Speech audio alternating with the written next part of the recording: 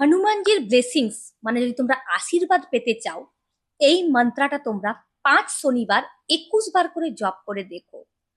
তোমাদের জীবনে সফলতা প্রত্যেকটা কাজেই আসবে, মানে কোনো কাজে তোমরা বাধাপ্রাপ্ত হবে না। হনুমানজির আশীর্বাদ তোমার ওপর সব সময় বর্ষিত হতে থাকবে। তো এই মন্ত্রটা 21 বার করে তোমরা জপ করে দেখো। 5টা শনিবার করলেই তোমরা দেখতে পাবে তোমাদের জীবনে কিভাবে পরিবর্তন শুরু হয়ে যায়। তো মন্ত্রটা হলো ওম অঞ্জনী সুতায় নমঃ। তো তোমরা এইভাবে জপ করবে, ওম অঞ্জনী সুতায় নমঃ, ওম অঞ্জনী সুতায় নমঃ, ওম অঞ্জনী সুতায় নমঃ।